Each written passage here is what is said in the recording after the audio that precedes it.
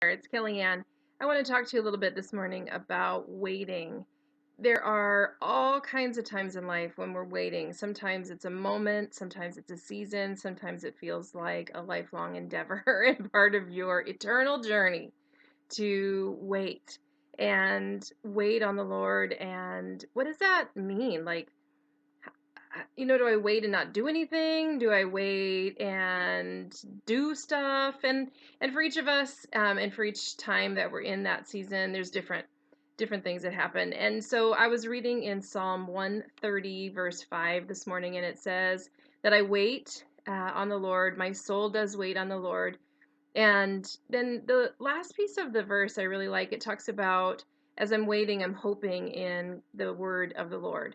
And that's my paraphrase. That's not actual scripture. But so I started to think about, okay, well, then what does that look like? Obviously, waiting and hoping are linked, and that's kind of common sense. Like, if you're going to wait for something, obviously you're hoping for an outcome.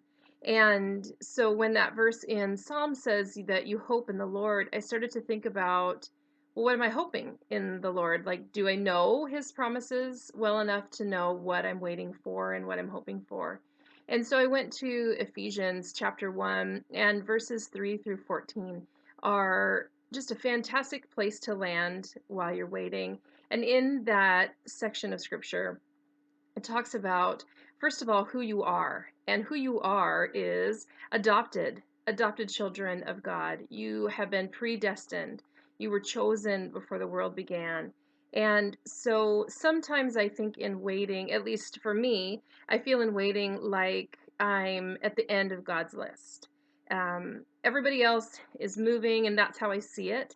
And it's pure hyperbole, without a doubt. Everybody else has a call, and everybody else has a plan, and God is working for everybody else, and I'm stuck, and I'm at the end of this line, and I don't see any movement, and I forget that my life has been predestined, chosen before all of this was created, and I've been adopted as a child.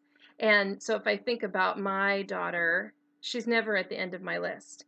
I may be waiting. I may be asking her to wait because I'm trying to show her something, or it's just not the right timing. But it's never because I don't love her, and it's never because she's at the end. So that's the first thing to remember. Remember in the waiting that you are an adopted child of God, that you were chosen to be part of his family, and that's an amazing thing to remember.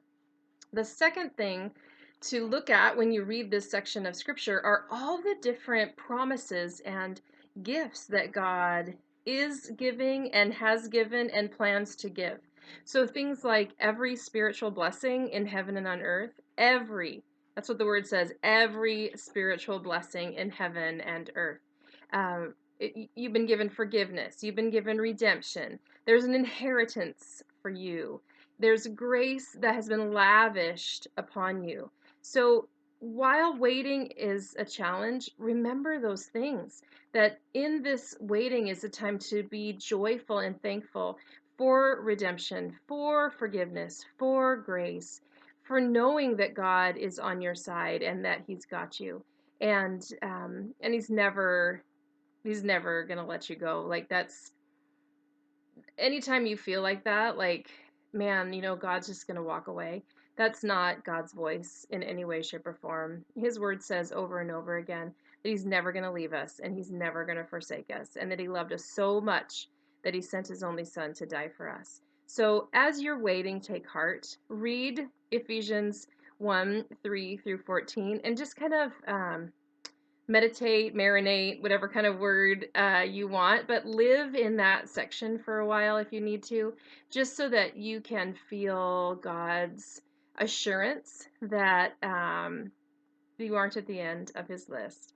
And He is working, even when it doesn't feel like it. He's working, and He's got so much ahead and in store for all of us. And waiting is an opportunity to grow, and it's an opportunity just to really put faith to action. So be blessed. If you need a prayer partner, never hesitate to email me. My email is jesusreliant@gmail.com. I would love to partner with you and pray with you and pray for you.